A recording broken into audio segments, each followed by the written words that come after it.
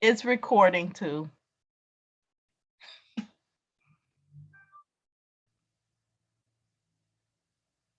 It's a lot of people coming in the room. Donna, can you send me that background, please? Because I'm black on the screen. Okay, so Tanika came in as a attendee. She didn't use the correct link.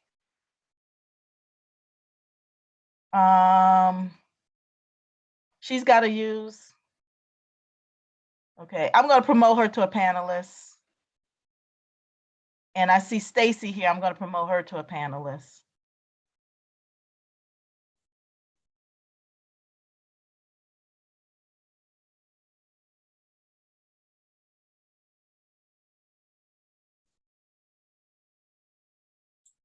Did you send it, Donna? You did? Okay, Stacy, can you unmute? I can, and I have to change my backdrop. Yes, did you get the email? Yeah, I just got it. Good. Okay, I still don't have it. Oh, let me make sure it said, hi, Tanika, how are you? Okay, it just went through. Is it the JJ? No, think pink brown girl at Gmail. Okay, all right. I have one for everything. There we go. All right, I am sending it now. It's a whole bunch of forwards.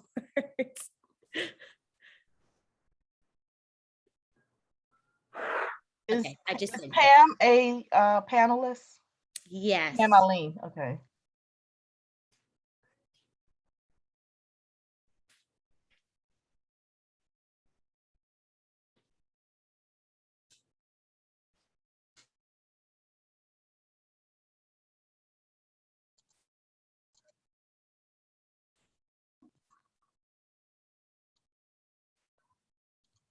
Terry, send me yours. I still don't have it.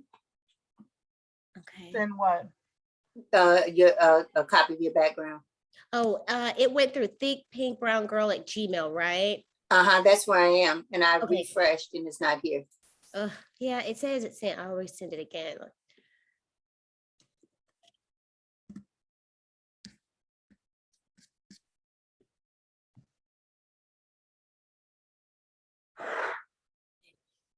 Sorry, Stacy, do you have the backdrop? Yeah, I'm just trying to pull it up. I do have it. No, not here. Still hadn't gotten it yet. No, have not. And I've refreshed. Okay. Let's see. Let me send you an email and see if that works. Okay, it just came. You Wait got a it. minute. Okay. Well, wait a minute. Let's see. What did that just come?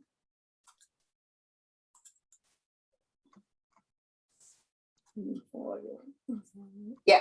Oh, this is. Yeah, got it now. Thank you. Let's see if I can fix it. Yeah, I was like so glad I didn't have to create one. This one turned out perfect. It looks really good.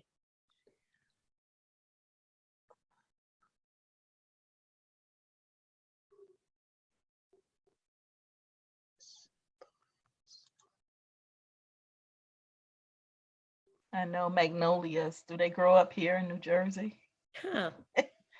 I don't think so. Yes, they The do. southern thing, do they? I have seen in Egg Harbor Township, a couple of families have planted magnolias that are still alive. They cover them every winter though. Okay. You know, I saw hibiscus Did you? Somewhere I saw a hibiscus tree and I was wondering, how did they get that to grow here? I said they must tend to it like a little baby because it's not the climate for it. So I'm trying to save it, but it's not saving. The image? Yep. Like to my computer so I can upload it. Yeah. Do you have a Mac or a Windows computer? Windows. Let me see if I can oops, didn't need to do that.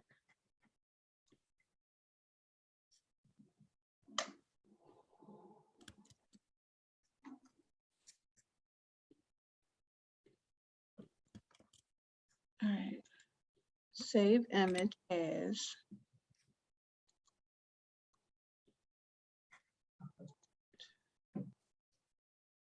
hold on a second.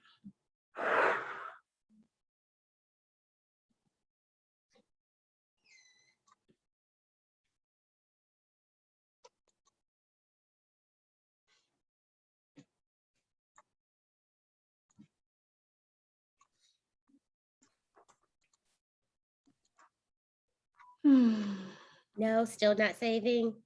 No. I You're in sent, Yahoo?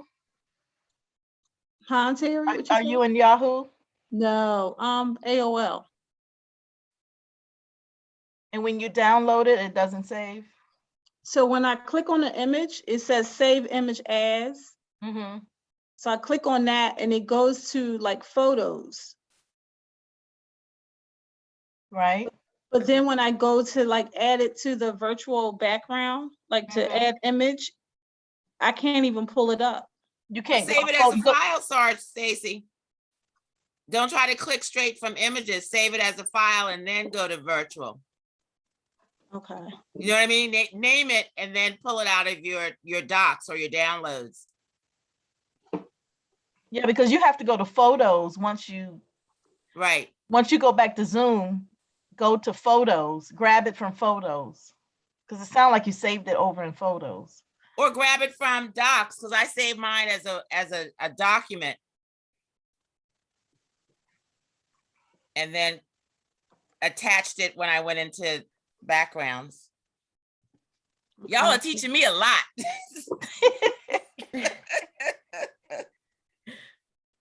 sorry, Diana, let me see that necklace. Oh, I saw that at, That's pretty.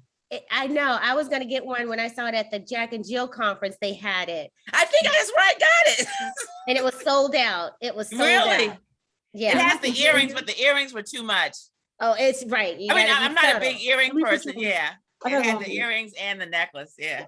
Oh, you got it. Sorry, Stacy. Yeah, I love that. That's so pretty. I love that. Yeah, I was gonna get it, but it was sold out. And I was like, oh, Oh, I got a lot of AKs and Jack and Jill. yes.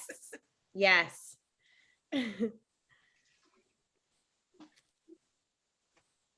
2 minutes. Can you hand me that pen? You going in the bedroom? All right.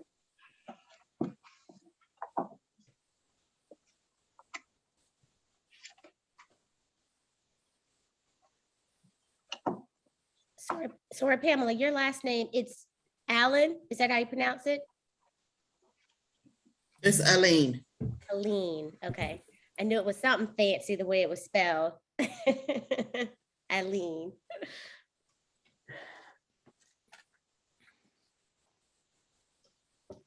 You want me to try to send you, sir, Andre? She got it. Oh, she got the background? Okay, there you go. Sorry, Melissa, say something. I see your ask in the chat if we can hear you. Oh yeah, she's let's see. She didn't come in, did she, as a panelist? She didn't use her right email, probably. She came in as an attendee. Uh-huh. That's why I said she probably used her. The Zoom link that we all Yeah. had. Okay. I don't see her over in. Jerry, that's not working. To cover the camera. Did you put a piece of paper up? I had a camera. Yeah, I have it. Sorry, Tracy says hello. Do I need a reading black your, paper? chat. Hello, I sorry, use Tracy. white. I don't see Hello. Melissa.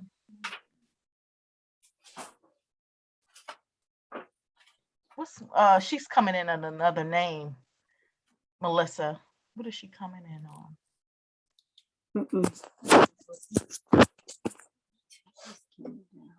She's coming in as a number.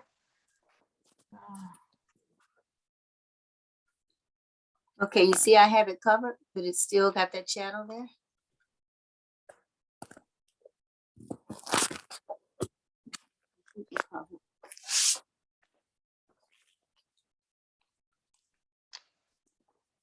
I don't know, Donna, if you can find out What? Melissa's in as, who she's in as, because I don't see her name. Okay. Her name's not there. If she can change her, if she's in as a phone number or.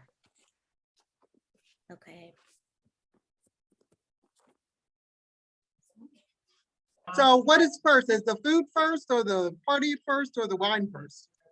The party, wine, and then food. Party, wine, food, okay. Yeah, our participants can see us. Just so you know, SARS. Okay. I don't know if they can hear us, but I'm getting some text saying they like my makeup. Can you see me? I guess we can go ahead and get started at 6:01. Yes. Yes. Okay.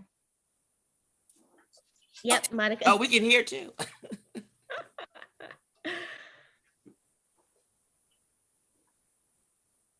You ready to get started? Yes. Okay.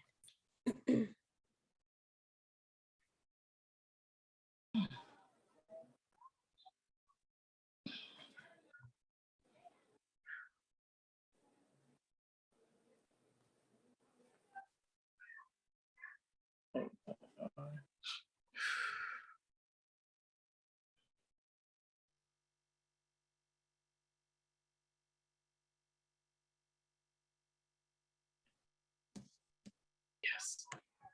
I'm here now. I'm here now.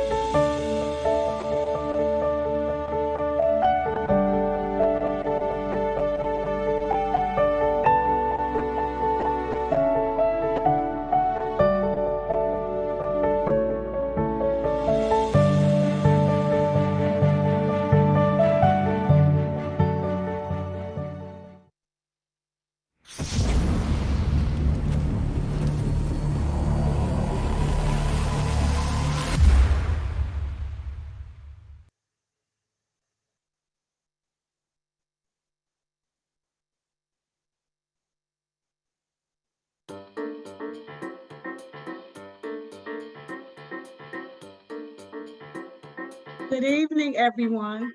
My name is Stacy Zakharoff, and I am proud to serve as the first Vice President of Alpha Kappa Alpha Sorority Incorporated, the wonderful Theta Kappa Omega chapter. On behalf of all the officers and members of Theta Kappa Omega, I would like to extend a warm welcome to our virtual fundraiser, Southern Comfort Redefined, a virtual cooking fundraiser. Sisterhood, scholarship, and service are three main pillars on which Alpha Kappa Alpha stands on. And it's through your support of tonight's event that we are able to continue to offer scholarships and produce programs for our local communities. So I ask you, sit back, relax, enjoy, learn, participate. And once again, welcome to our first, but it will not be our last, virtual fundraiser. So I'd like to extend a big thank you to the fundraising committee chaired by Mrs. Donna Rivers Grant, and for her and her committee for all of their hard work that they put into planning this virtual event. And again, our wonderful technology committee chaired by Mrs. Terry Taylor. Kudos to you as you both continue and your committee continues to be of service to all mankind. Thank you.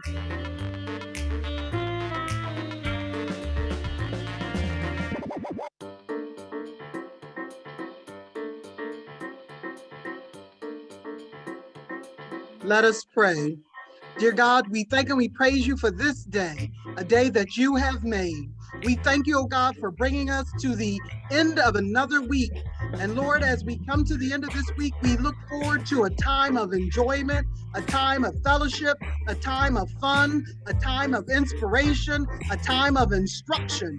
Lord, we thank you that you have allowed us to come together virtually, oh God, just experience something that many of us have not experienced before.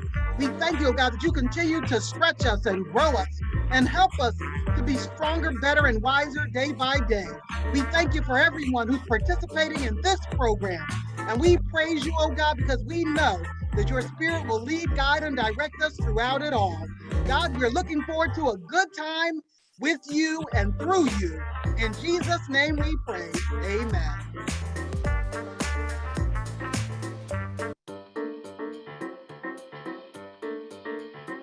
Good evening, everyone, and thank you again for joining the Theta Kappa Omega chapter of Alpha Kappa Alpha Sorority for this fun and delicious fundraising event, Southern Comfort Redefined. My name is Donna Grant, chair of the fundraising committee. We have three dynamic presenters today: Nikki Murray sharing party planning tips, Dr. Michelle Grant and Sommelier providing wine 101, and our chef, Mika Farmer, who is a tasty vegan version of Southern fried chicken and a decadent and creamy dish of vegan mac and cheese. I would like to thank the fundraising committee members, Diana Fontler-Roy, Melissa Dunn, and Pamela Aline, and to the wonderful women of Theta Kappa Omega chapter who have supported this fundraiser and are joining us this evening. Thank you to Terry Lowe and the technology committee for your help putting this program together. The program and services of Theta Kappa Omega have been supporting the community since the late 1960s, and fundraising activities have included scholarships for local youth. Many of you have attended our annual Beulah Elizabeth Burke Scholarship Luncheon and Fashion Show to honor the achievements of one of the founders of Alpha Kappa Alpha and her accomplishments within Atlantic City. As we pivot our efforts this year due to COVID, we still maintain our intention to support scholarship through fundraising. Theta Kappa Omega chapter continues to thrive as it exhibits the mission of Alpha Kappa Alpha Sorority Incorporated. I do hope that you enjoyed today's event and the delicious fundraising activities that we put together. Thank you.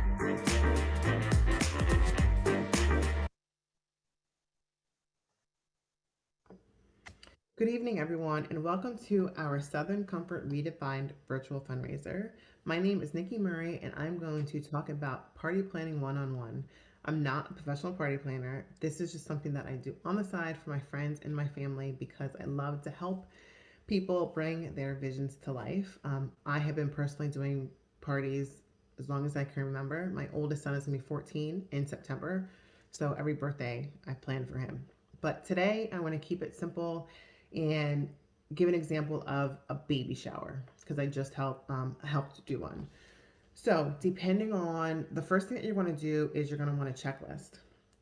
And depending on how long it takes to plan that baby shower really depends on where your people are coming from. Are they flying? And we're also going to talk about having this is in-person event, not virtual. This is going to be an in-person event.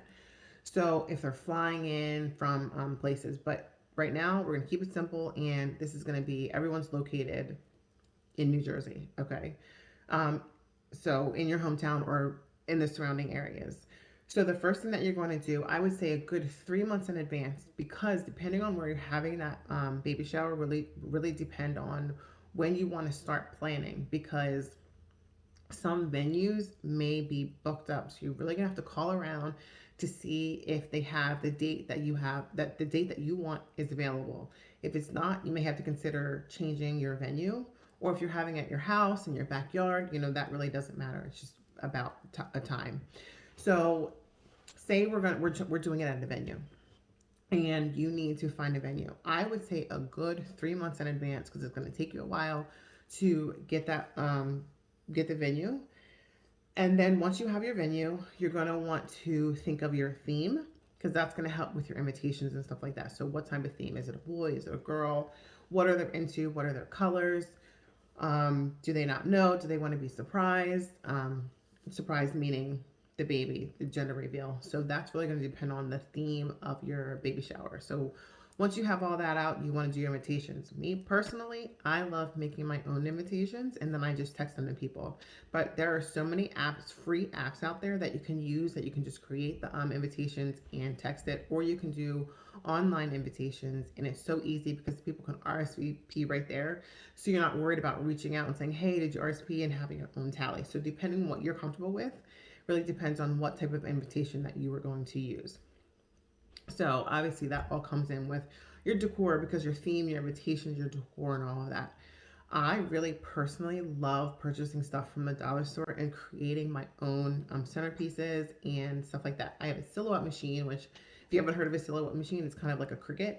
And I do a lot of I do cake toppers. I make for every birthday, every holiday, my families, we all have matching t-shirts. But I make our cake toppers and I do our banners and stuff like that. So, but if you don't have that, think of something else. Pinterest. There are so many things on Pinterest that can help you come up with your perfect party that you can do yourself. And there's so many, you can YouTube anything you can YouTube. You can say, I want to create, say you're having, so this baby shower was, it didn't really have a theme. It was just like colored themes. So they had like, it was like, oh my goodness, it was like gold, like rose gold.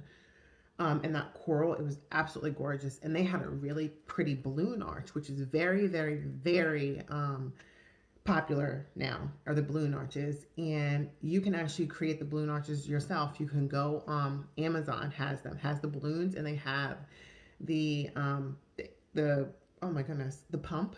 And then it tells you how to create the balloon arches. So if you don't want to pay for them, I don't know how much they are. I heard they are kind of expensive. You can do it yourself.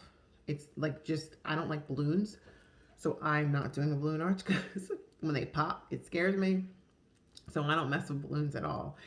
But if you know someone that makes them, or you can get help doing it, I've watched it. They seem very simple. I've seen them done, and they're absolutely gorgeous. So depending on what you want, your decor, your centerpieces, like I said, the dollar store, you can Google. You can go on YouTube and say, okay, this is what type of centerpiece I want, and I want to use materials from the dollar store, and it will help you. They can show you step by step on how to create these centerpieces. So you do not want to wait last minute to get this stuff done. That's why that checklist is really going to help you. And the checklist also has a timeline on there, so you're not waiting a week to get everything done, because sometimes people think, oh, I just need this, this, and this. And then when they really sit down and look at everything, they're like, oh my goodness, this is so much more than I thought it was. Planning a party is not something that you do in 5 minutes. You really take your time and you do everything. And all of it, the hassle is so worth it because everything comes out gorgeous. And honestly, if you're planning the party and something is wrong, no one is going to notice anything except for you because you're the one that did it. Okay, so don't go crazy if you're like, oh my goodness, this wasn't like this or this wasn't like that, because you're the only person that knows it wasn't the way that it was supposed to be. So, like I said, you don't want to wait too long to do this stuff. Give yourself a good 3 months in advance. Not hire, recruit people to help. You know, if it's a private, if it's a, you need to recruit people to help. Another thing that you want to think about when you're having a baby shower is the games that you want to play. So it was so funny because we just did the shower and they had to guess the baby food. So they had to eat the baby food and guess what type it was. They cut the yarn to see how big, to guess how the size of the mommy's belly to be was. They had to guess the nursery rhymes, which was very, very funny. And there was a poem one. You had to read, it's like pass the gift. All these games are so much fun, and you can find anything, just Google anything on Google or Pinterest. And when it comes to your thank you gifts, you know, a lot of people are like, oh, I gotta find 4 thank you gifts. But keep in mind, what I do is I pay attention. If I know something is coming up, like I know that my sons are having birthday parties, I will pay attention to stuff that's on sale. Bath and Body always has those candles on sale, and they make amazing gifts. They make great thank you gifts. So just grab, depending on how many games you have, is going to depend on how many gifts you want to get. Never buy anything full price because it's always on sale. That's another reason why you want to give yourself enough time, because you want to make sure you're going out and you're shopping and you're seeing your options, and you're not just like, I don't have enough time, so I just have to grab this. No, give yourself enough time to shop around and find the best deals. So you're not overwhelmed or you're not going over budget. So that's another thing that you want to do. So also with the same thing with your thank you gifts, depending on what type of thank you you want to do. You know, I love my baby showers. I have a candle, and I put like a little poem on it. It's a really cute poem. I can't think of it off the top of my head, but it's like, thank you for, like, this candle for when I come. I can't think of it, but it's the cutest thing ever. And I had 2 baby showers. My middle, no, my baby who just won was a COVID baby. So I had him in the middle of COVID, so I wasn't able to have a baby shower for him. But my first 2, I did the same thank yous because they're adorable, and you pay attention. You purchase these candles, and they're little tea light candles. They're not the big candles. And then you find the candle votives that I found online. I found at Bed Bath and Beyond. Sorry. So keep an eye out for the sales. I can't stress that enough because you really don't want to go over budget. You can make something that's $500 look like it's $1,000 or more if you just do it right. You take your time and you really party plan, and you just stick to your checklist, stick to your budget. Don't go over budget. Stick to your budget because you really, really can stick to your budget. And just know that anything you need, you can just Google it. You can search it. Anything do-it-yourself projects, anything. Another thing that I love to do are backdrops. And this wall that's behind me right here, I have a piece of black fabric that I pin up, and depending on what theme I have another fabric that will cover it. And then I just do whatever theme it is. My 4-year-old, we did a Marvelous theme. My 1-year-old, we did One of a Kind. And it comes out, really cute.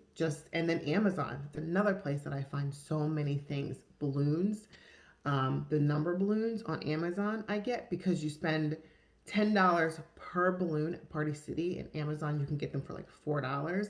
Just blow them up, and then you tack them and I just tack them straight to my wall. And everything comes out gorgeous. And I have pictures. I'm not sure if you guys saw the pictures in the intro, but all of those are parties that I plan. So, real quick, you want to make sure you have a theme, a venue, your invitations, your decor, your games, and your thank you. Pay attention to all of that stuff. Look out for the sales, look out for the deals, because you can do party planning by yourself without the extras or anything like that, paying people to do this and that. Now, obviously, if it's a bigger event, you feel overwhelmed, you're going to want to get that help. but know that you can party, you can plan a party by yourself. Well, not by yourself, you're gonna, have people help you, but you can party, you can create a party yourself, and you don't necessarily have to have a party planner.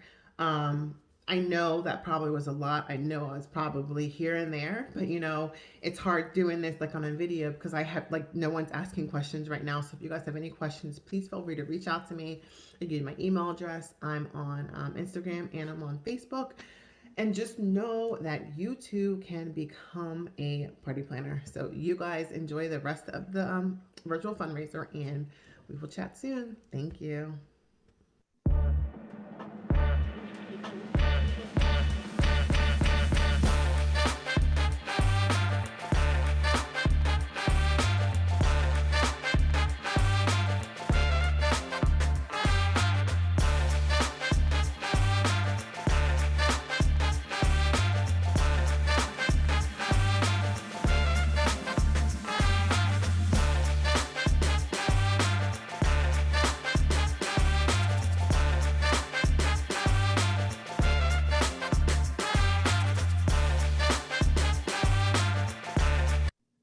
Dr. Michelle Grant is the founder and sommelier of Era Wine Bar in Mount Rainier, Maryland.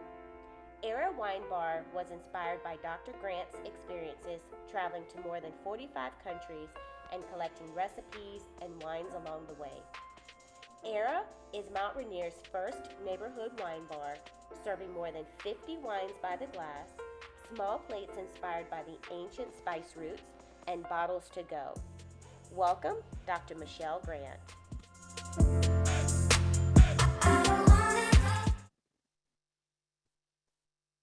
Hey ladies, Michelle Grant here, founder and sommelier at Era Wine Bar in Mount Rainier, Maryland. Thank you so much for having me. I'm really excited to be here today. Extra special thanks to Dr. Donna Grant for inviting me to this affair. I'm just really happy to be here and to share a little bit about my passion and my work, which is wine. So where does my wine journey begin? I have to say probably about 10 or 12 years ago is where it all started, and I can't remember whether it was a fatty ribeye and a Cabernet Sauvignon or a beefy red pasta with a Chianti Classico Reserva from Tuscany, but around that time I really started to appreciate in a different way what drinking wine was doing to my eating experience. I had always loved food, grown up around food, cooked a ton, entertained a ton, but around 10 or 12 years ago is when I started to really get deeper into experimenting with what wine could do with different types of foods. Tips or best practices for wine selection and pairing. So this is a tough one, and I think it's also often misunderstood question and concept. I think that I would probably give out 3 main tips when it comes to wine tasting, wine pairing, selecting for entertainment, or even when you go out to dinner, things like that. The first tip is really about enjoyment. I think sometimes in the wine industry, we easily confuse enjoyment with the scientific components of wine and winemaking. And so the first thing is just to always remember that wine is about sharing, it's about fellowship, it's about enjoying experiences in life together. So keeping it fun, keeping it light, keeping it exciting, not necessarily following any rules, but sticking to what you know, your palate, what you like, and what might entertain and excite others as well. The second tip that I would give is a general term that you might hear in the wine industry or in restaurants. It's what grows together goes together, right? So there's a reason why people love beef Burgundy with a beautiful red Burgundy wine, or people love a cheesy pizza or tomato-based pasta with a Chianti Classico, those types of things. In general, you won't go wrong if you think about pairing ingredients with wines that are made from the same places, because what grows together goes together. So I would also, take that into consideration when you're making your choices. The third piece of advice that I would give is about thinking about the differences between complements and contrasts when it comes to different types of wine and the impact that those different types of wine and their key ingredients have on food ingredients. So when we think about main things like salt or acid or fat or tannin or spice or sweetness, in wines, those are all going to play out differently with other ingredients that we're putting on our palate.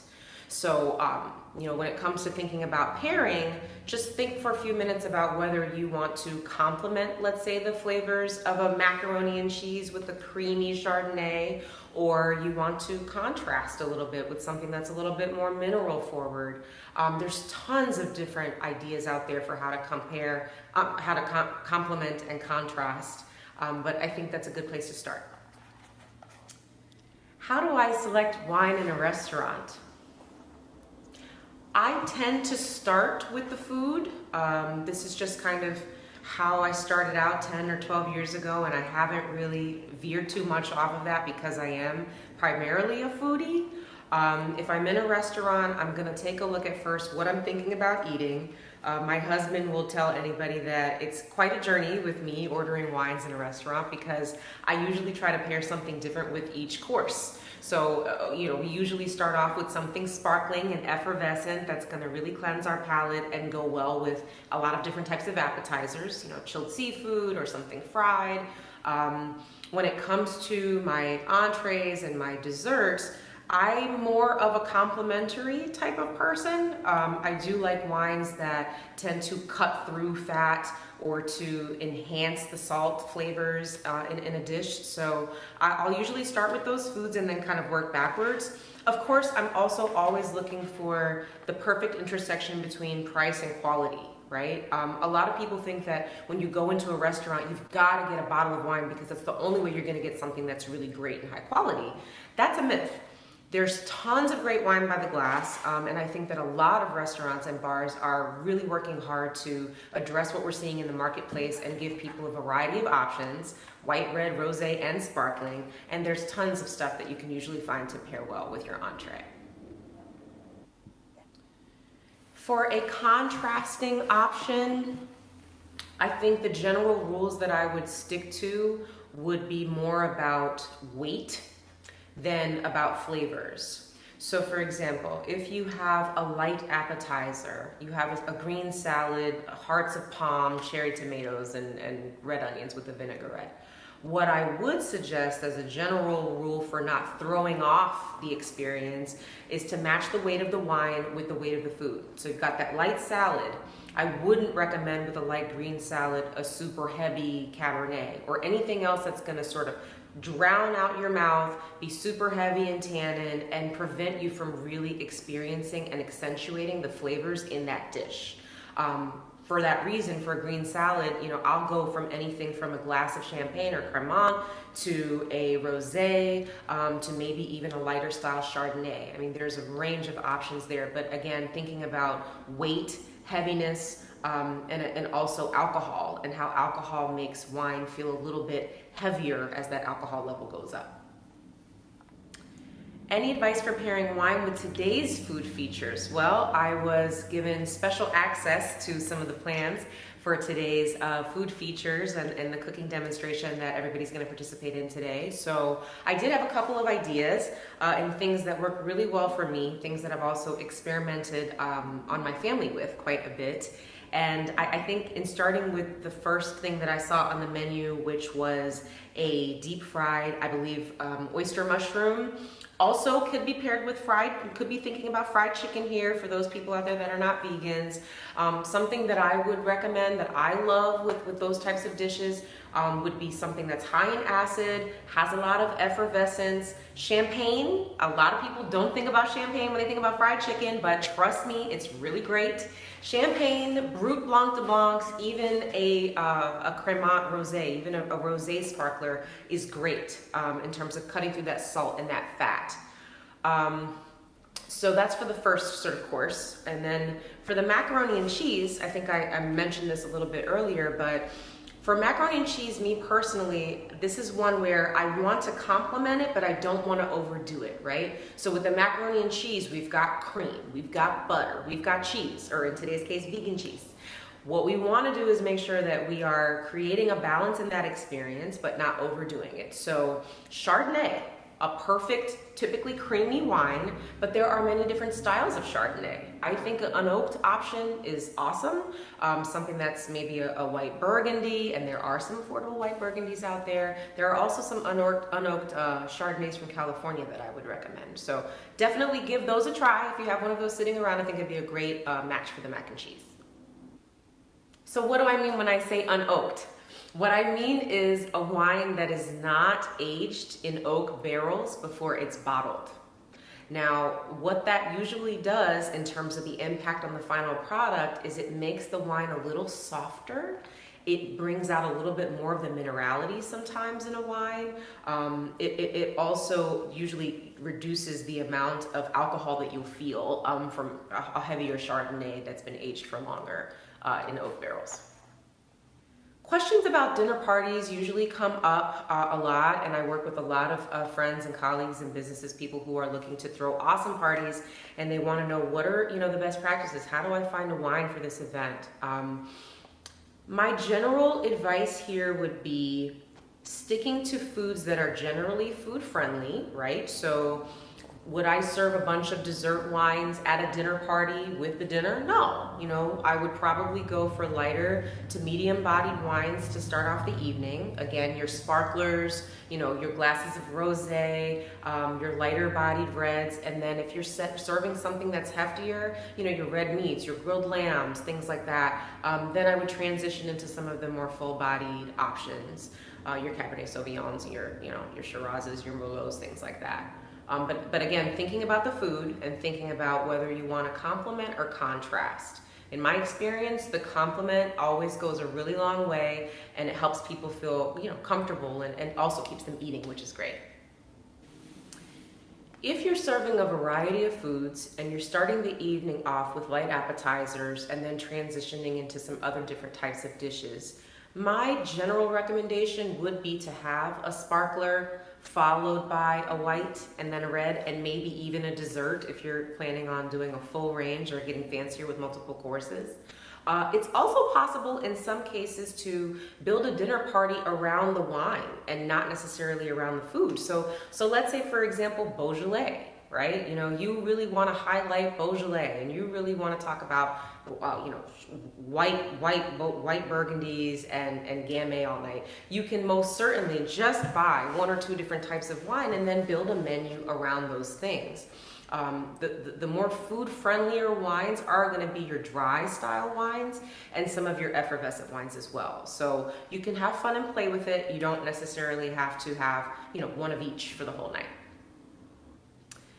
So if we're planning for something that's a little bit more casual, let's say a big bowl of popcorn and chicken wings, and maybe there's some pizza coming later, I would always go for the lighter to medium bodied dry wines and some effervescent stuff as well. So it doesn't have to be a fancy champagne. It could be a Blanc de Blanc, a lower cost option that's just a regular sparkler, but dry but effervescent usually goes with everything.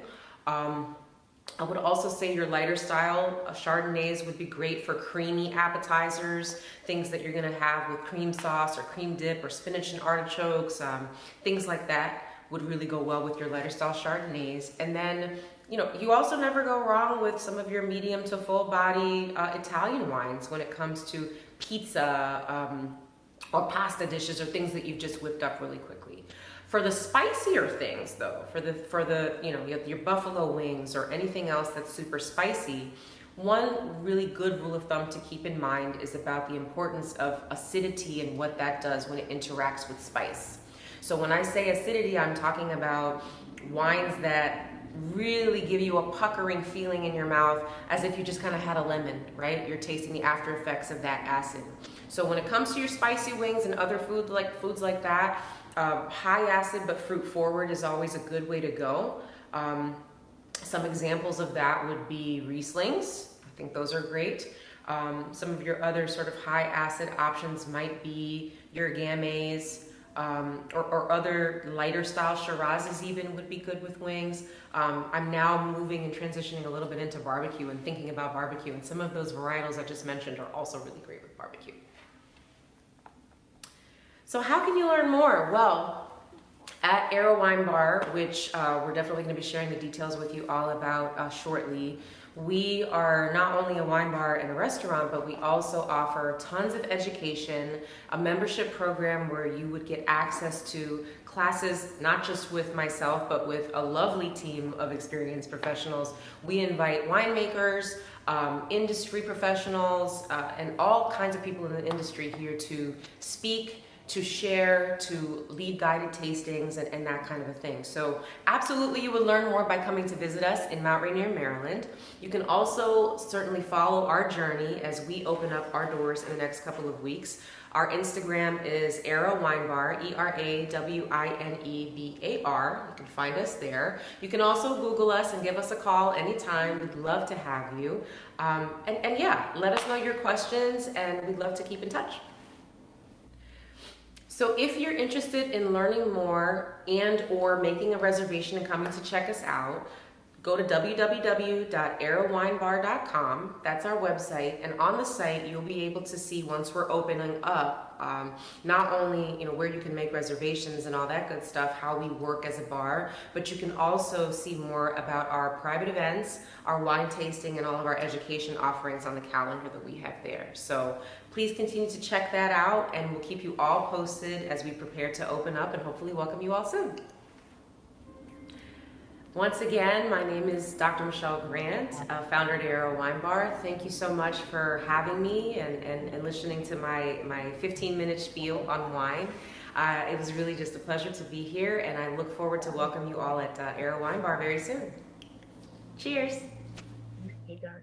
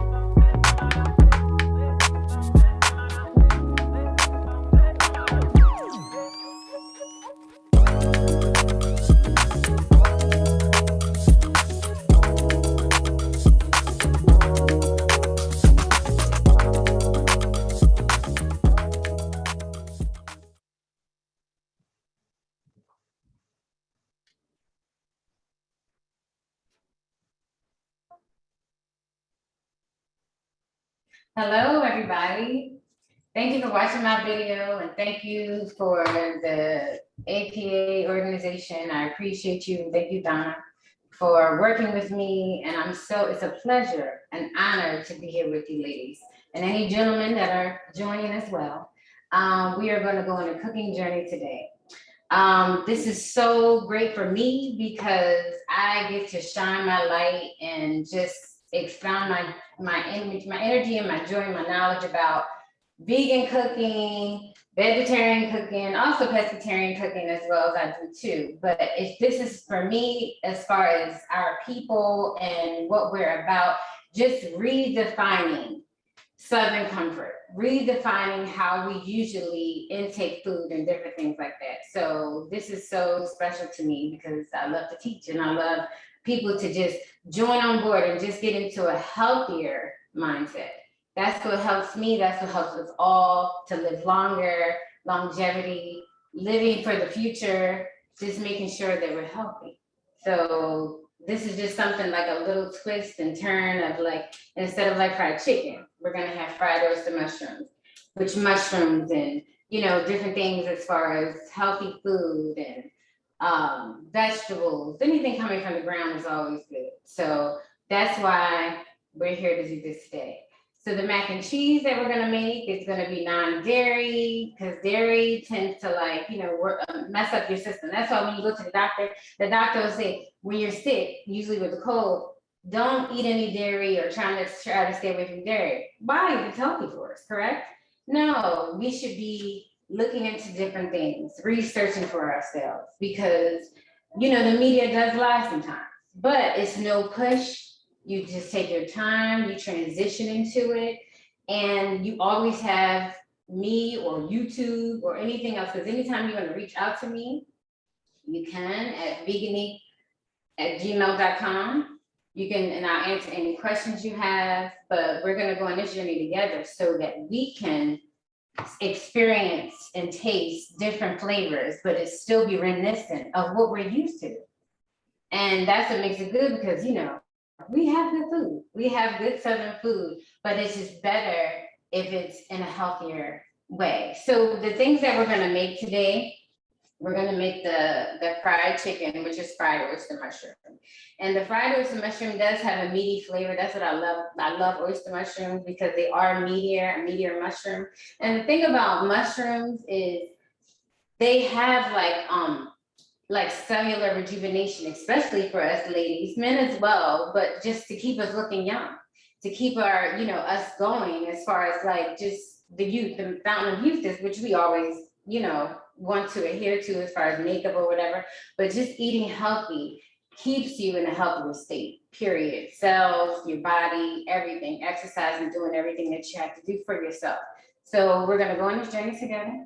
We're gonna start cooking. So that's enough of me and what I have to say. So now I'm gonna direct the camera over here to the stove so we can start. We're gonna start now with the greens. Because if you're gonna make collard greens, as you know, you want them to simmer as long as they can, to just get them soft. And so a few steps that I want to add right now so that we can all, you know, be on the same page is basically heat your oil for the fried chicken, in which you need about 1 or 2 cups of oil, not a lot. If you have a deep fryer, you know, you're gonna need a little bit more, which I have a deep fryer. My deep fryer is huge, so I'm just gonna do a demonstration. So don't mind that. It's just I have a big deep fryer because I cook a lot. The next thing you're gonna do, what I would like you to do is heat your ovens to 400 degrees, and we're going to roast garlic. So I'm gonna show you that first because we need to get that in the oven for about 35 minutes, and that's gonna be the duration of what we're doing so we can blend that for the macaroni and cheese. The next step, boil the noodles, of course, for the macaroni and cheese. And if you have a blender or a food processor, it'll be easier because for the mixture for the macaroni and cheese, it'll be easier if we do that together with a blender. But if you don't, you can mix it. It's no problem. I'll show you what to do. But other than that, we're gonna start. Okay, so let's go. I'm gonna switch cameras.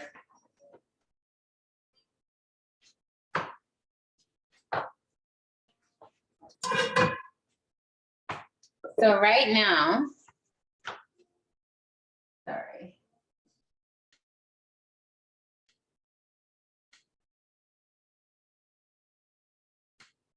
Okay, so right now, for the greens, we're gonna start with the greens.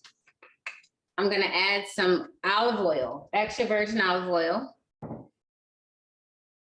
And that is about 3 tablespoons of olive oil right there.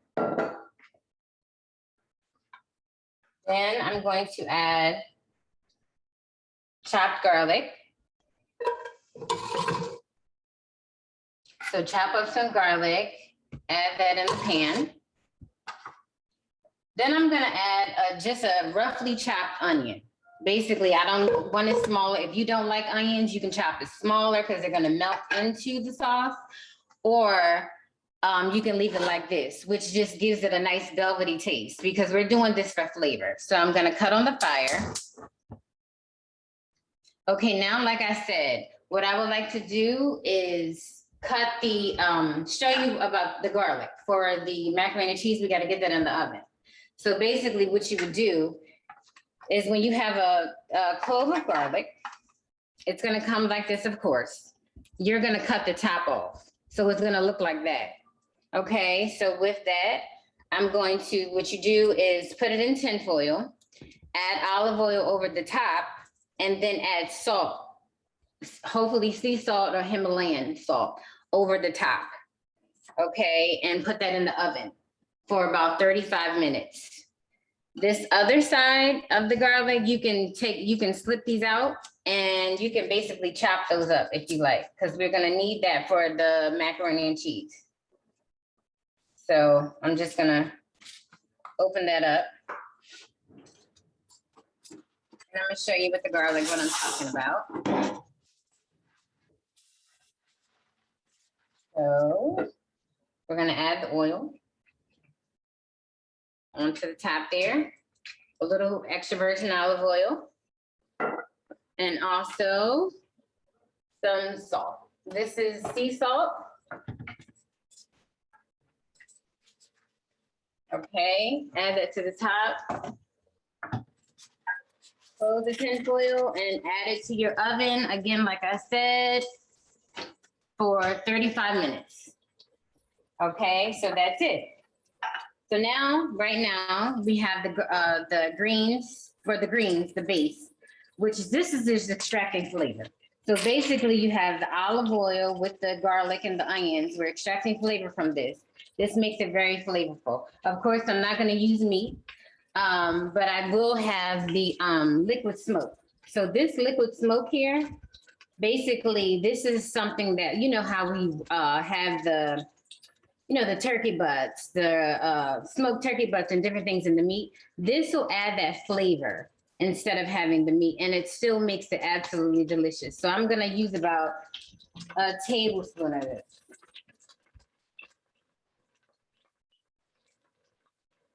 And it's a little bit more because it's gonna be a big pot of greens. So that's about a tablespoon. Okay, and now with the greens also, the seasoning. So I added all the seasoning together. Usually I make my own seasoning. This is popping because of the oil with the mixer. So I'm gonna add the seasoning. I'm used to it, so I'm gonna add the seasoning. Okay, and I like to add the seasoning because I like the oil and the seasoning to mesh because it does a better job of also getting the flavor in it. Next, we're gonna put the greens in here now. I know you're like, where's the water? But not yet. All we're doing now is extracting flavor. These are clean greens. They're soaking clean. And I did collard, mustard, and turnip. I like to mix, but if you have, whatever you have is fine. These are like extra things that I had in the refrigerator. So we're gonna layer that with flavor. So right now, I'm gonna let that sit. And I'm gonna use this water from my bag. I'm gonna put that right in the green. But right now, I'm gonna let that layer and sit right now.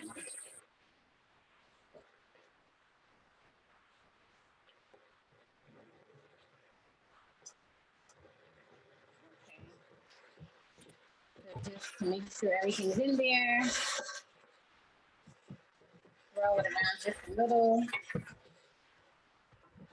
We're collecting the flavor again, like I said. And with greens, greens are healthy for you because of the extra amount of vitamin K. Vitamin K allows you to actually absorb calcium, which makes it even more amazing. Because it's not, for me, as far as dairy, they say basically you can get calcium from dairy, but with greens, you can get more, even more calcium. So also folic acid, you know, so it's very healthy. So as you can see, they're cooking down, just collecting flavor. That's all we're doing here is getting the flavor all together. You can see the spices meshing with the garlic. Now, mind you, I'm stirring this also because you do not want the garlic to burn. So what I'm doing now is just making sure I get all the greens, and they're making their own mortar, by the way. So I'm making it so the garlic doesn't burn, the onions come together, and this is all extracting flavors that you're gonna need so that they're delicious. And I know some people like the stems off, but I like the stems because there's a lot of nutrition in the stems. That's a lot of things we don't know. We try to pick the stems out as long as they're not too, you know, too rough. You can actually, you know, they're once they melt down in the water, they're gonna be good. So now I'm gonna add the water. This is the water that the greens are sitting in, so I'm gonna add this. And also additional water.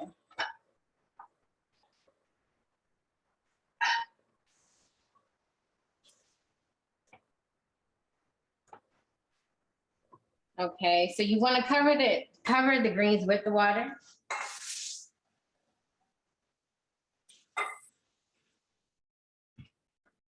And if you have a huge pot of greens, it's like, you know, because I have a little bit, because of course this is a demonstration. I have, you know, a whole pot of greens as well, but you just want to make sure the greens are covered. You don't want to add too much water because they're going to cook down. They already create their own water. So they're going to cook down, and you're going to put a top on it so that they can just, you know, sweat and all the ingredients can combine together. Okay. So I'm gonna move this pot because we're gonna move on. We're gonna start the macaroni and cheese now. Okay, so now with the start of the macaroni and cheese, I'm gonna have my pot on low. And I'm going to cut up some garlic. I usually smash the garlic because it makes it easier for it to come out of its shell. Okay. So we picking this apart, getting the shell off, and smashing it, like I said, gets it right out. It should come right out. And if you don't get it, it'll come, smash it again and it'll come out. I'm gonna cut this, just a fine cut. Be careful with your hands. You know, you can go slower. I'm just used to doing this. So basically, this is what I need. Get these little shells out. This is what I need for the base of the macaroni and cheese. Okay. So for the macaroni and cheese, what I'm gonna do is add some butter.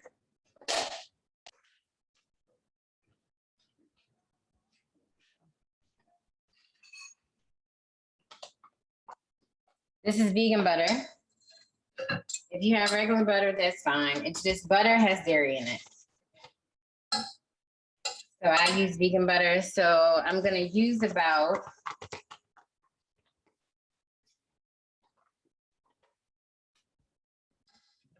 a third to a fourth of a cup of butter. And I'm gonna use about a third of a cup of extra virgin olive oil. Okay, so that's gonna start to simmer. I'm gonna turn my fire to medium now, like a medium heat, medium high. And now I'm gonna add the garlic. So this is where I'm getting the depth of flavor for the vegan mac and cheese, the garlic. That's the secret. So the garlic, add that, that's gonna simmer. Now, also remember, we have the garlic in the oven, which is on 350, and it's roasting. So when you roast garlic, it becomes sweet and effervescent. It's like, it's a whole different texture. And it makes it rich, any dish rich, like even if you put it on like Brussels sprouts or something, it's so good. It makes it sweeter as well. It's not like that bitter garlicky taste. It makes it really well. So again, the secret to this mac and cheese, because it's gonna add a whole depth of flavor to it. So right now, this is simmering. As you can see, it's starting to simmer. You see the little bubbles and everything. And what we're gonna do now is add nutritional yeast. This is a vegan staple because nutritional yeast is it's creamy. It makes everything cheesy. So anytime you're vegan or going vegan, this is like a staple because it has a lot of flavor and it's packed with so much protein, so much iron, a lot of vitamins, and it's just it's good. It's good for you, and it's packed with flavor. So that's what makes it amazing, and I love it. So I'm gonna use a lot of this. So if you have the jar, I would use about half of the jar, and that depends on if you're making a whole big pan. I would use a little bit half, but if you're making like a small pan, then I would use half. So we're gonna dump this in. Look at how much I did. I know it's a lot. It's no salt content, so you don't have to worry about that. But that's what's gonna give it the flavor. So also, the nutritional yeast, it's fiber. So it gives a lot of fiber. So again, the health benefits of it, it's incomparable. Instead of, us eating the regular mac and cheese, which was most of the time, it's gonna clog, and back us up. And that's another reason why I became vegan, because I had IBS. And I wasn't going to the bathroom regular, and I know we're cooking, but it's just as far as health benefits, I was suffering so bad. So changing my diet, it was a big difference. I wasn't in pain. I didn't have to have surgeries anymore. So it really was beneficial. So just spreading this and cooking and showing people and trying to help people with, trying to transition over, it's a pleasure because I know a lot of pain that we go through. We think, oh, diabetes and heart disease, it runs in the family. No, it's what we put in our mouth. So it's all worth examining and just trying it out. Okay, so this is on the stove. You see how it's like, creating its own, like, I guess a roux, I would call it. And now what we're gonna do is stop this, because if not, it's gonna burn. So what we're gonna do is add some coconut milk. So basically this is unsweetened coconut milk. And this is so, filled with good fat and not the bad fat. So this is gonna make it creamy. Now, if you're making a big thing of mac and cheese, you're gonna use three of those.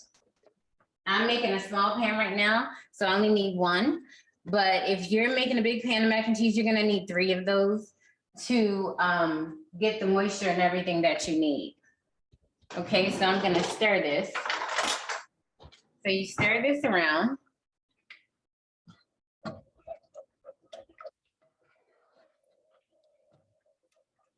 Okay, and just incorporate all the ingredients right now.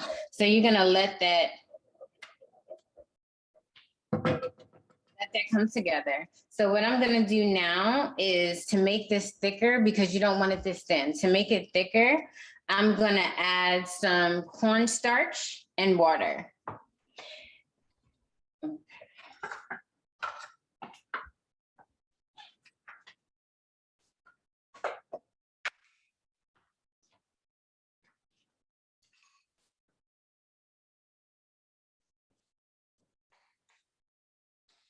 Okay, so you need about a tablespoon. I'm sorry, not even a tablespoon, like a teaspoon of cornstarch.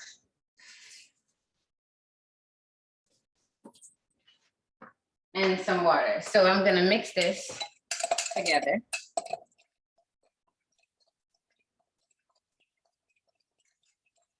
Okay, just so that it's light. You're gonna pour it inside, and that's gonna make your sauce a little thicker. And that's it.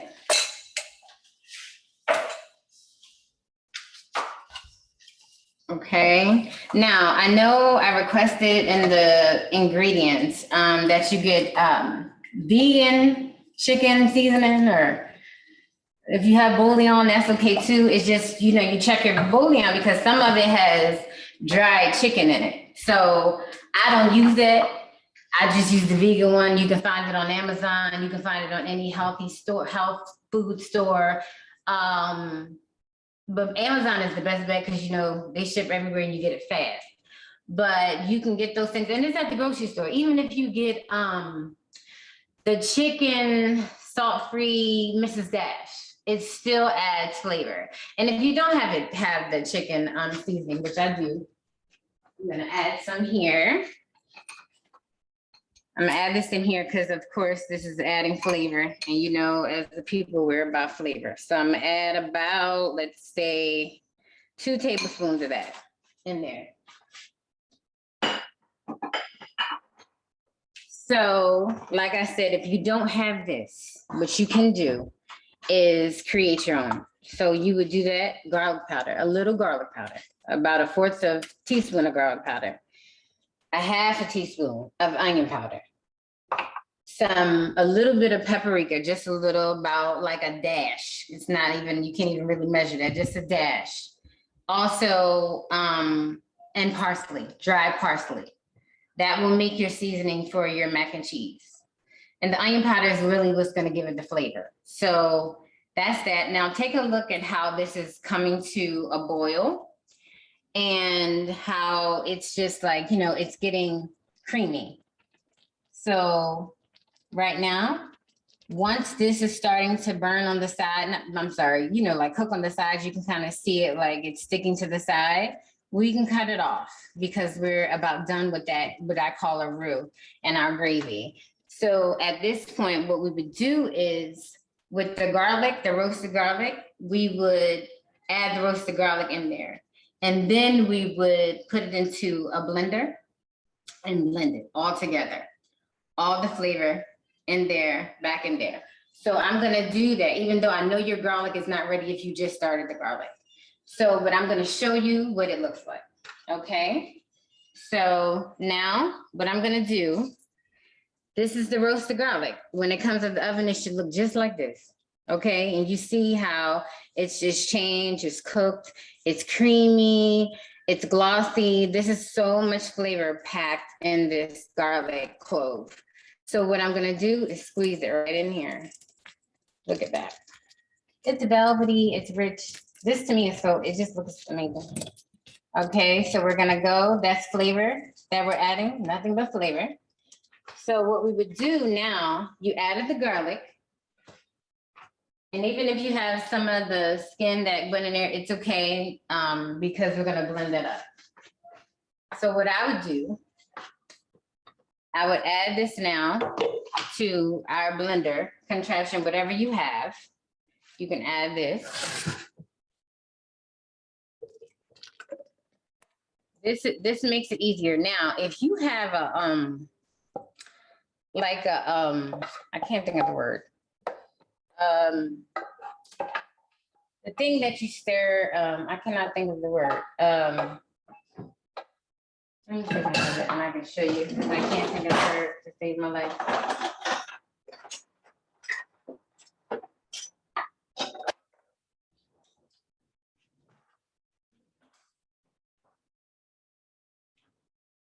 Okay, so I can't think of the word what I'm trying to say. So you can take a fork and you can blend it together so that you don't have to have the blender. So what I'm gonna do is get my blender and I'm gonna blend it. Move this out the way.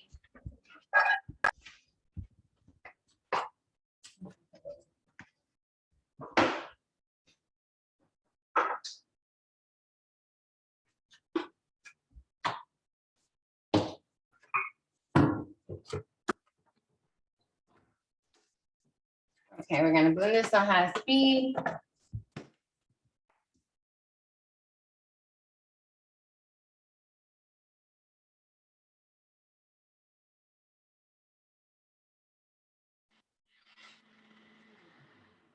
Okay, that's it.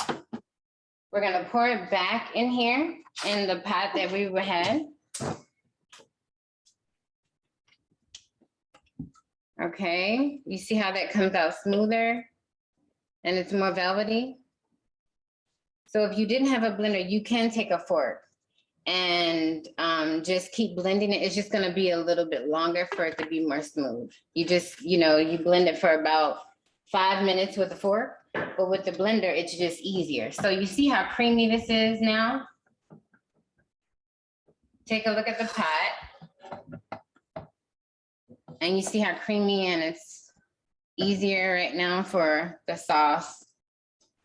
And we're gonna put this on the macaroni and cheese. Now, the cheese that you did get, which is request the vegan cheese, whatever your choice, because usually right now, so far, they're all good. My favorite is Via Life and Daya or Daya. So I'm gonna get that from the refrigerator.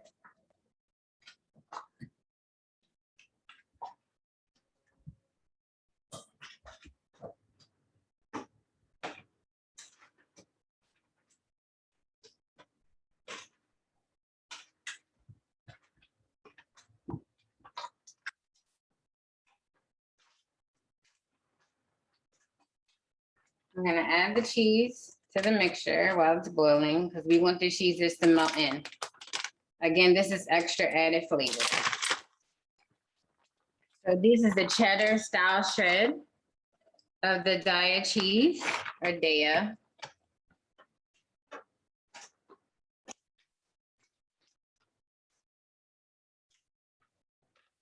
And if you're doing the big thing, a pan of macaroni and cheese, you're gonna use 3 whole cheeses. They're 3 whole bags. Just dump them all in.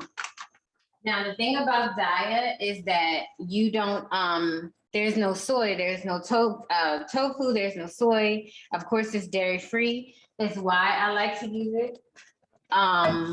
Because I like things to be as natural as possible. This is made from coconut milk. So we already added the coconut milk, so it just goes with the whole theme of everything. But if you like different other vegan cheeses, that's fine as well. They're vegan. So that's the good thing about it. Now, this is going to, the cheese melts very quickly because it's hot. Okay, you see the shredded cheese? So that's perfect, just like that. We're gonna turn our heat down. And the macaroni that you did boil, now that's gonna go in here. So while that's simmering, I'm gonna get the macaroni.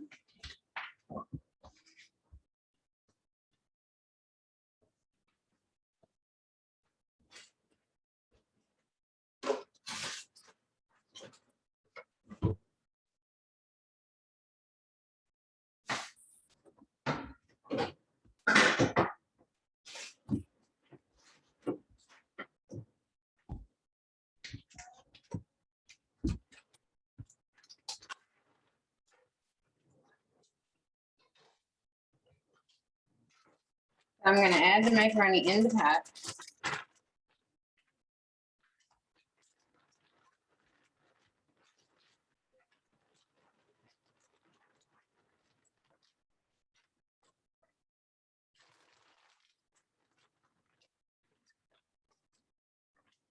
Okay, that should be enough. You just want it so that it coats it.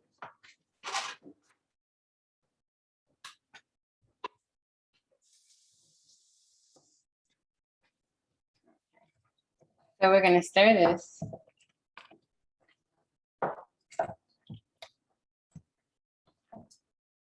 And just allow the macaroni to blend in it. And you see how creamy that looks? You're not really missing that dairy aspect of it. Okay. So we're getting it in. And right now, I just want to add some black pepper.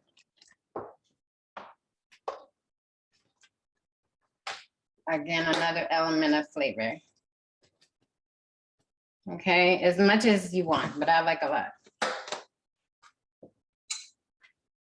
Okay, we stir that together. Now, since our oven is already, it should be already on, we're gonna add this to a pan. Okay. So that's what we'll do with that. And our macaroni will come out.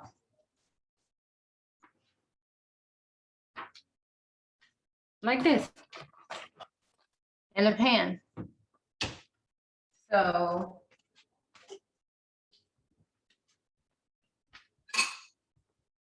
As you can see,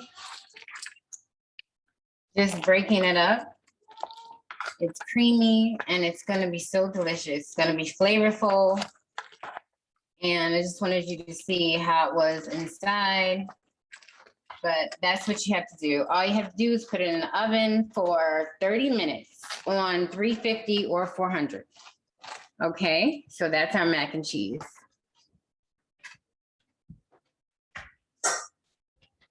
Okay, so now our greens should be boiling, right? As we're talking, and this is our finished product for our greens. Full of flavor. We didn't need any meat. I'm gonna take a stir of those. And you can see the onion, how it browns and caramelizes, which again adds the flavor. And you see how the stems cook down? That's what I mean.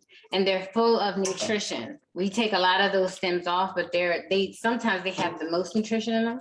So it's better just to keep them on as much as you can, as long as it's not, like I said, fibrous and big. You know, like with the turnip greens that I had, they're gonna be tender as they are, as you can see. So you have the garlic, the onions.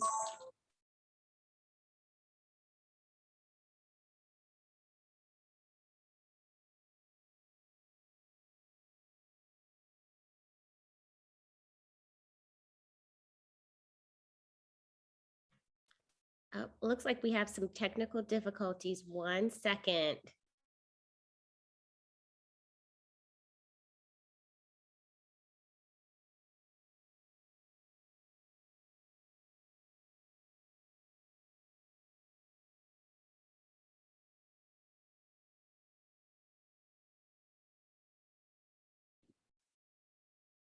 There you go. Oh, we can't hear you, Tanika.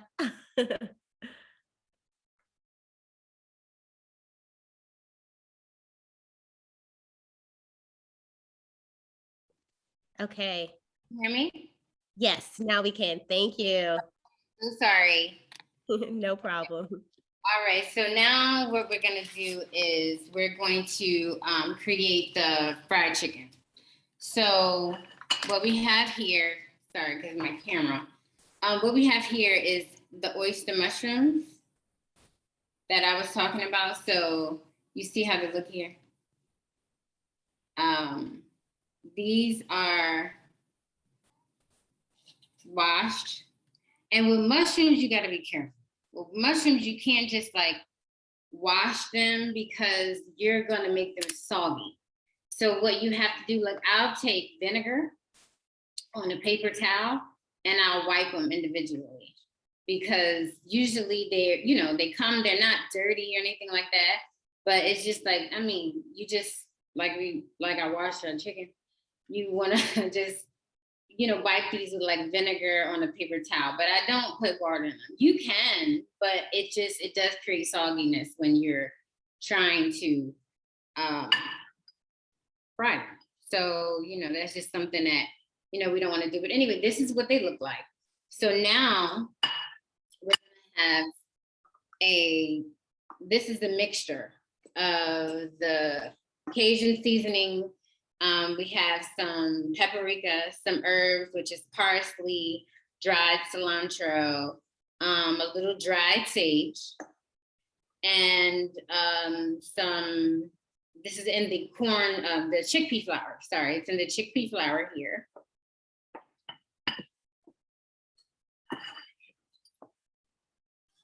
And now we're gonna add the oat milk. For me, oat milk is full of nutrients. It's just like, it's like eating oat milk. So it's full of nutrients, vitamin D, good in fiber and everything. So what I did was, So what I did was, I used this because it's similar to milk. It's really creamy. So that's why I love it, because it's just like drinking milk. So we're adding this. So about a cup or two. Right now, that's about a cup. So.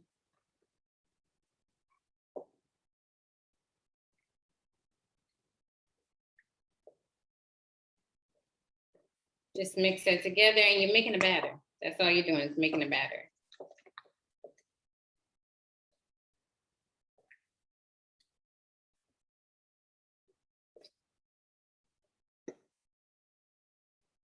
Okay, so just make sure that's incorporated with all the seasonings with the oat milk. And what I'm gonna do is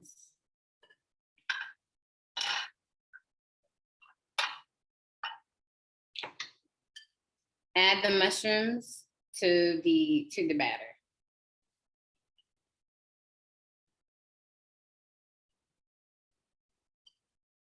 Okay. And we're just gonna mix this together.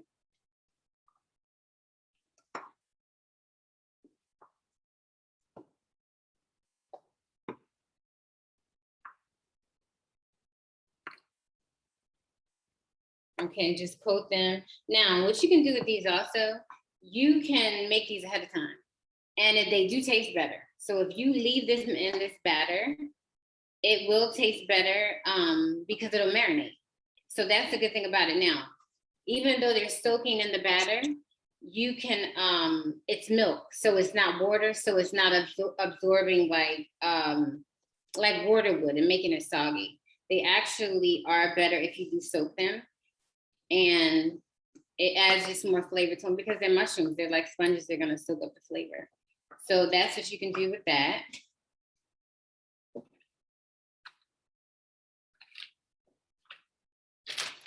So now what we're gonna do is dip them into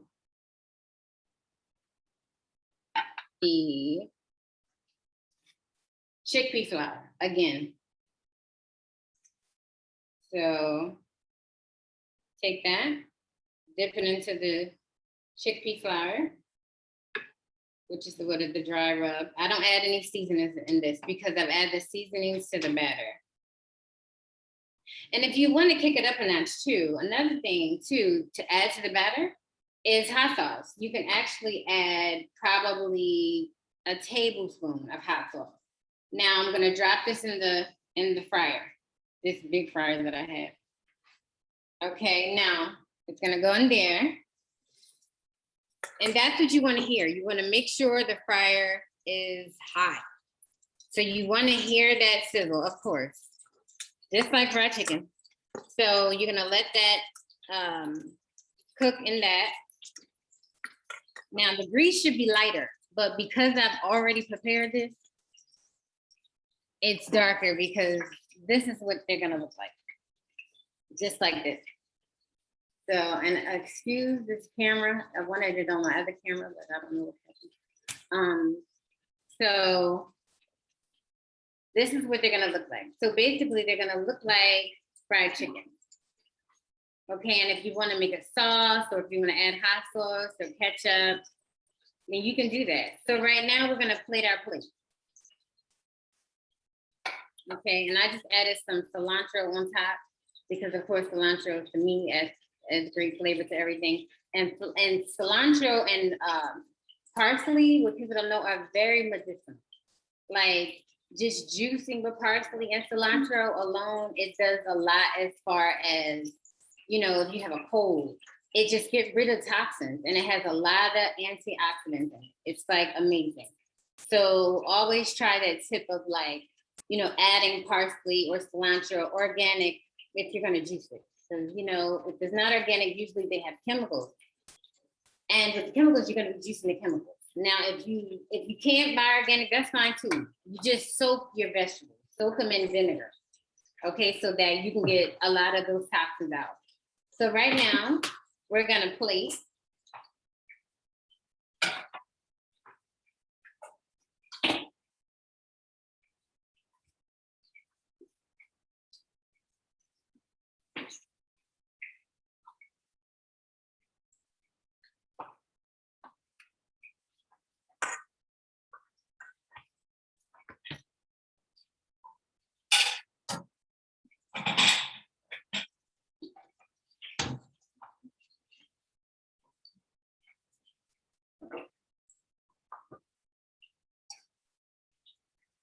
Excuse me.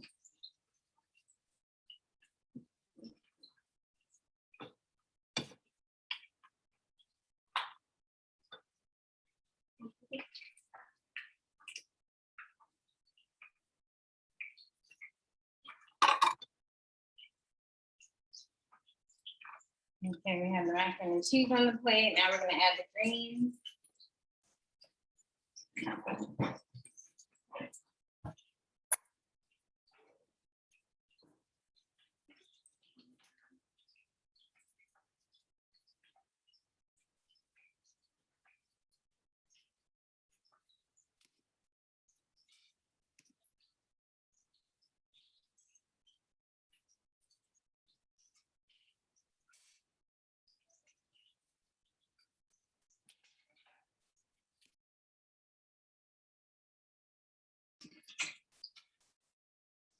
Okay, so now we're plating.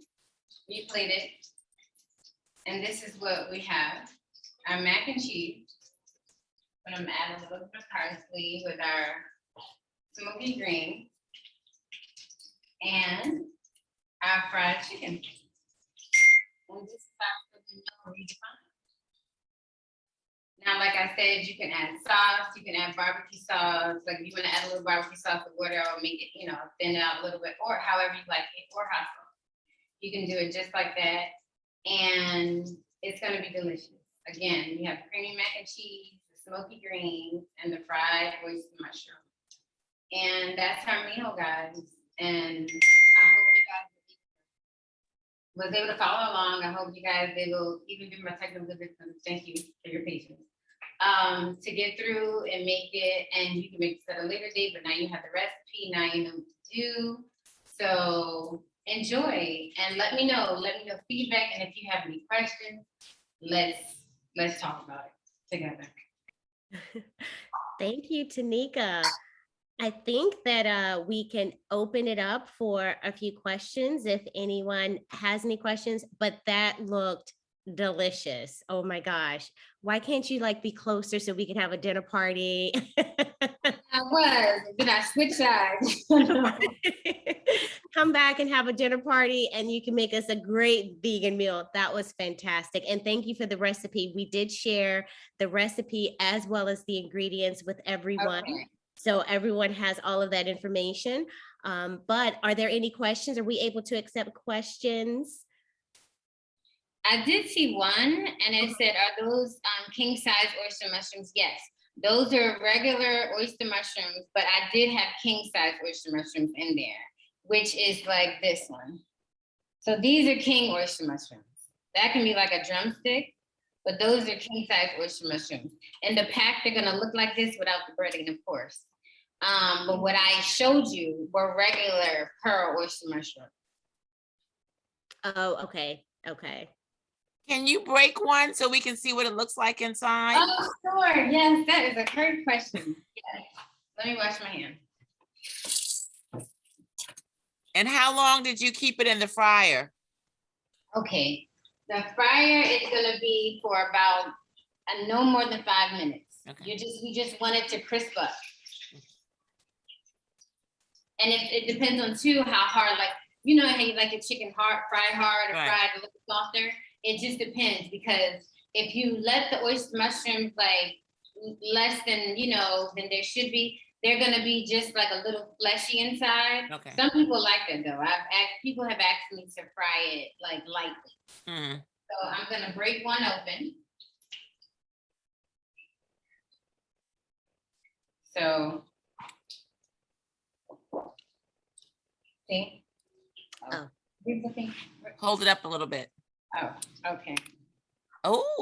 Oh, wow. Yeah. Oh, wow. Yeah, so it looks like chicken. Yeah, it's manipulation, healthy manipulation all throughout. So this is the other one, see? Oh, I'm bad with it. There we go. Mm-mm. Wow, it looks just like chicken. Yes, and with the flavors, it's so good. So yes, that's it. I mean, these are things that we can do. If you don't like mushrooms, but you got to try it though, because those are absolutely great. But you have to try the oyster mushrooms because they're delicious. But if you don't like mushrooms, you can do cauliflower.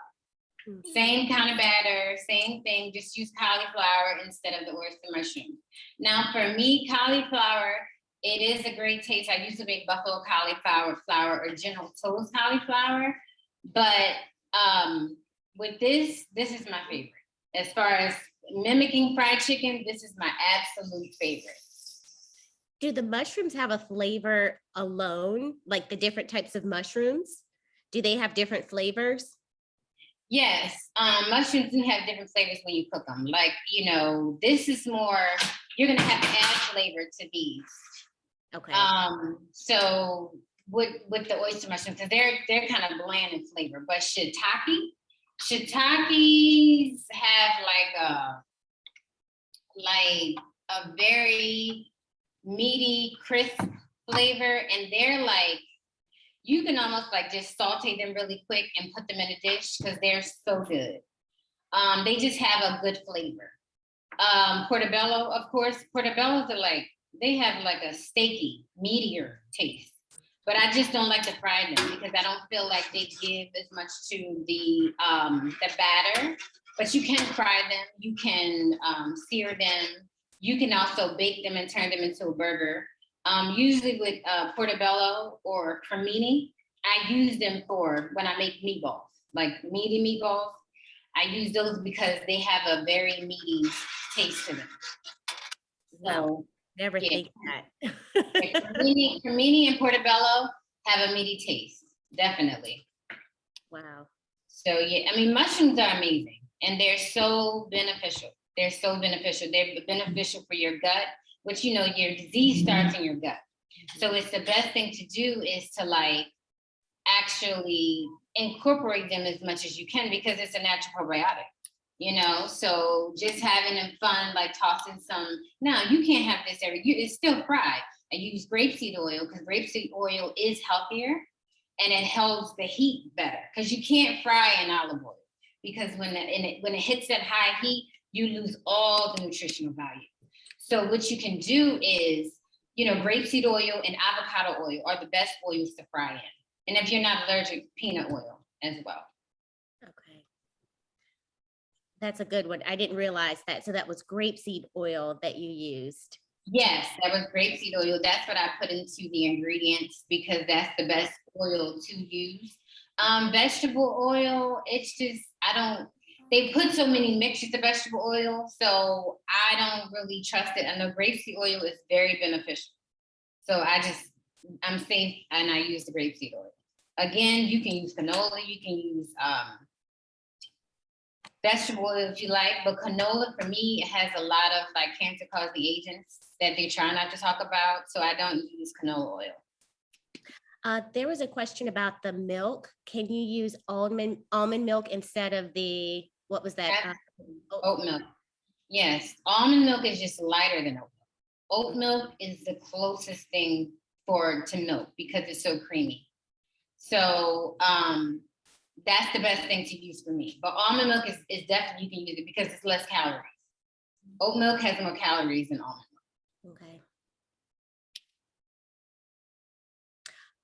I think we did. Let me check, Monica, about the ingredients. I think we had all of the steps for the ingredients that were mailed.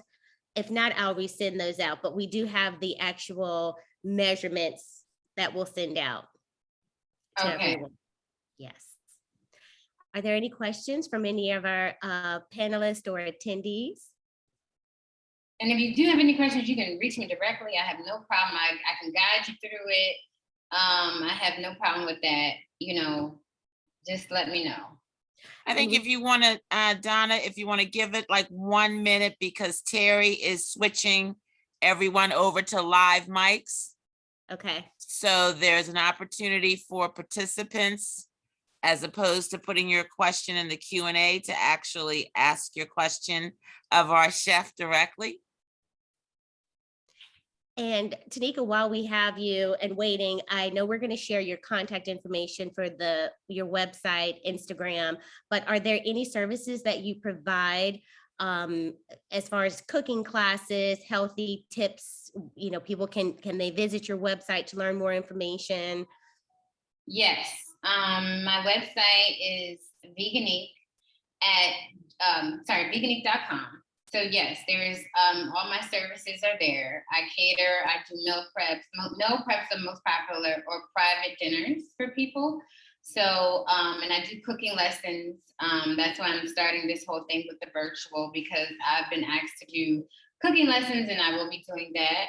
Other services is just also teaching. I do seminars, especially at colleges, just helping people understand the health benefits of different foods. So yes, so veganique.com is the website, and veganique@gmail.com is my email. You can reach me either way. And as far as the Instagram, it's @veganique. Everything is veganique. I have Facebook too. But I'm going to start engaging more and doing more videos. So if everybody, most of my content is on Instagram. So if you can like and share, that would be amazing, because we're also putting more content into my Instagram and starting the Facebook. So what we're going to do is do cooking shows, and I'm going to do shows of putting the ingredients together so people can understand, what they're cooking, what they're making, and how I make things. And, my food is delicious, I have to say myself. So I'm just trying to share that so people, can just take the guessing out of it, or Googling, and just going to what can be flavorful and what can be good. Because I'm good at it. I've heard, and we had, Raina said she cooked along with you, and it is delicious, very good. Oh, awesome. That's awesome. Thank you. I think Laverne had a cooking party. She invited some friends over. So do you have a YouTube channel? Any YouTube? No, I'm working on all of it. I'm shy. How can you say you're shy in your own business? But it's just I'm getting out of all of it. So YouTube is coming, cookbook's coming. I'm working on the cookbook now. So it's all coming. Also doing my own seasoning, because I love flavor. I love playing with flavor. I love thinking of things, and so all of that is coming. So yes, YouTube on the way. So follow me on Instagram so you get notifications of when I will be dropping and doing all of this new stuff, because it's all coming. Nice. Oh, Shai said she did a cooking date night with her husband. Ooh. Oh, hi, Shai. I can't tell that you're shy. You did fantastic. I think everyone would agree that you did a really great job. We appreciate everything. Oh, Laverne, it was delicious. You get a thumbs up. We've tried the fried mushrooms are delicious. Ooh. Oh, good. Thank you. We're still cooking the greens. I cook for all of you and just share the love. That's what I love. We didn't try the macaroni and cheese because I am not a cook, and that was too hard for me. Okay, I know. It's a little intense, but it's so good. It really But everything is. else is good. The greens are good, and the fried mushrooms are good.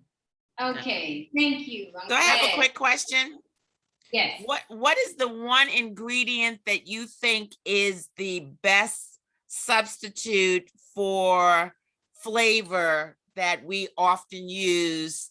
That greasiness flavor, what's the best substitute to sort of take out that fattiness in vegan cooking? Oh, like the flavor? You mean flavor or? Yeah, the flavor substitute for that taste that we've grown up expecting from comfort food. Honestly, I can't. For me, that's what I feel like I'm doing as far as the fried mushrooms. You know what I mean? It's just substituting the food. As far as flavor, it would be the nutritional yeast and different things like that. Yes, because that adds so much flavor to things. It really does. So that's why I try to do dishes that are reminiscent of what we're doing, and I try to mimic the flavor of things. So But right now, the way they're marketing things, like I used to, like the cheese sauce I used to make from scratch, but I don't have to now because, you know, they have the good cheese now. So, you know, as far as like cheese, usually I'll do with nuts, I'll soak them and they become creamy. But I don't do that a lot either because cooking for people, it's a lot of allergies. So this is like the perfect recipe to get that taste of macaroni and cheese and, you know, still the fattiness of it. So the olive oil and the vegan butter, it does add the fattiness that we need. Okay. Yeah. So it's more so about the seasonings. The seasonings that we need. Right, That's that was my question. Like, is there one particular type, or is it just over time you develop a sense of what spices match a particular taste to make the food similar to the palate? That's what I had to do. Over time, I had to figure that out, especially going vegan. Because usually with our flavor, it's the bouillon, the like, you know, the things that have the chicken and stuff in it. Right. So like I said, the vegan, it's called not chicken bouillon or just the chicken bouillon. That's like a staple for me too, because it does add that flavor aspect of what, you know, we're used to and what we look for. Okay. Okay. Well, I know Carla said she enjoyed herself. She went to Bonterra Market off of Fire Road to get yes, all of her healthy ingredients. So she was calling me earlier this week to tell me she called the grocery store and they had everything that she needed there. Oh, good. I know that's where I find my stuff. I know Bonterra Market. I love them. We have a question from Erica. Could the liquid smoke help as well? The liquid smoke. What about the liquid smoke? She said, could the liquid smoke help with flavor? Help with flavor. Oh, yes. Okay, yes. Liquid smoke can help with flavor, but you can't overdo that because it's so powerful because it's concentrated. It can overpower a dish. So the liquid smoke, that's why like I'm using a lot of water with the greens. That's why I use up to like a tablespoon almost because it's like, you know, the water is gonna cut it. But liquid smoke, yes, it will add a dimension of flavor, but you got to add that piece by piece. So like try a teaspoon at a time and then test your flavor as you go along. Okay.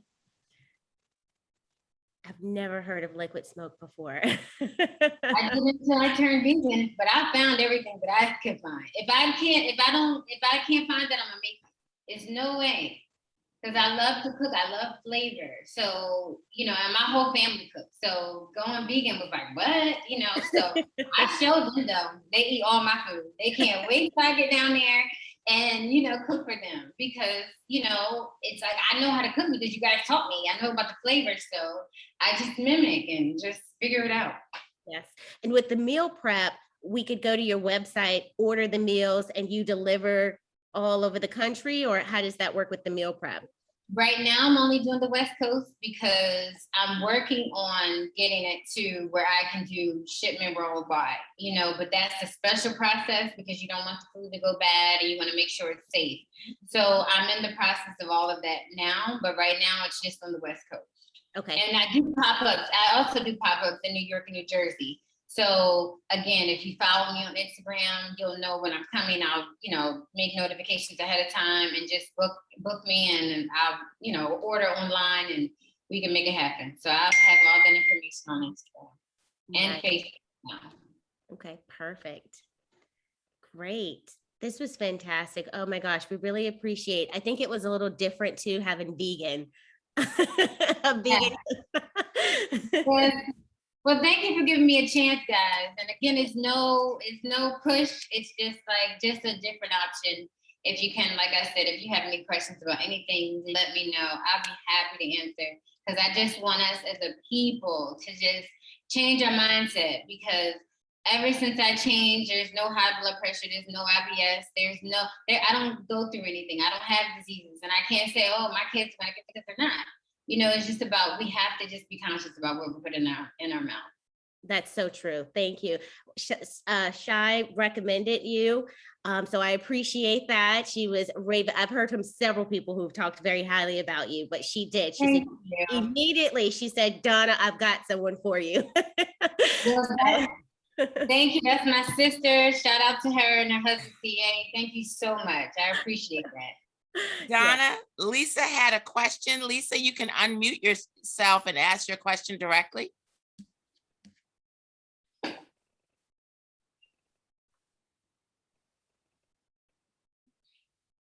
Hi, everybody. Hello. Good evening. This was wonderful. I just wanted to know, do you ever substitute vegetable broth for water when you use, when you're cooking your greens? I've done that in the past. Yes, Yeah. ma'am.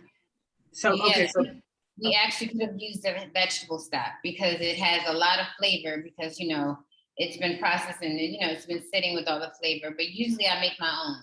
But yes, you could definitely use vegetable stock. okay, great. Thank you. That's another depth of flavor. Yes, ma'am. Thank you. Mhm. No problem. Thank you for the question. Valerie had a question too about wine pairing. I think, aren't you, Tanika, you're a sommelier as well, correct? No, I'm not. Okay. Okay, I think she asked if you had a recommendation about what wine would, if you knew what wine would you pair with what you prepared? Oh, I would do a Merlot. Mm. For me, I mean, no particular. I would do a Merlot because you know the fried and all that. I would do a red Merlot, something dry. You know, the greens have a little bit of a sweetness in it, so I would do a Merlot. That's me. So I'm not an expert. All right, go for it, Valerie. That's right. Great. All right. If there are no more questions, we do have your contact information available. Okay. So we will share that. I think, sorry, Terry, you will put that slide up. And I thank everyone for joining us today, the Technology Committee, my beautiful source for joining us and supporting the fundraiser and sharing this information. It's really, really nice to have healthy options and to learn something new, even with the wine, the party planning. Nikki, Michelle, thank you all so much for your contributions to making this a fun, wonderful, and different event for us. So thank you. Thank you, everybody. All right, we'll be in touch, Tanika. Okay, thank you so much. Everybody have a great night.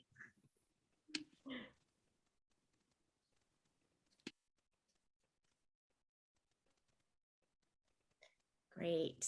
Thank you, Terry, for sharing her contact information. Very nice. Thank you. Yes, thank you, Diane. Thank you. Can't wait to try everything. Oh, I know, right?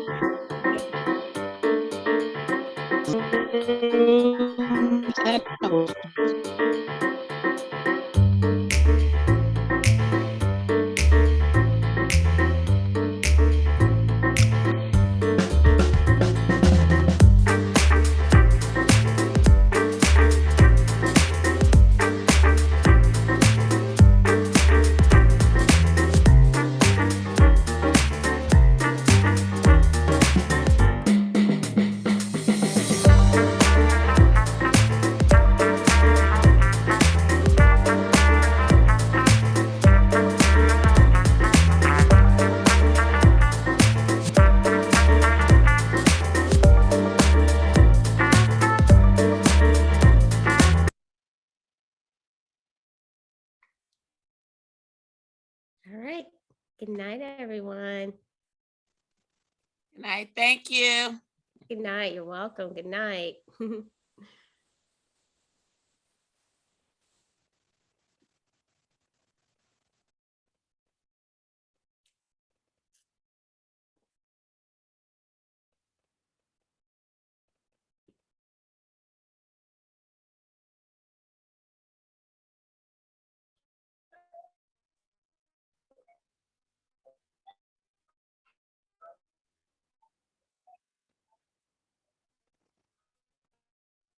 Now it's like I don't know. Wait, what's going on?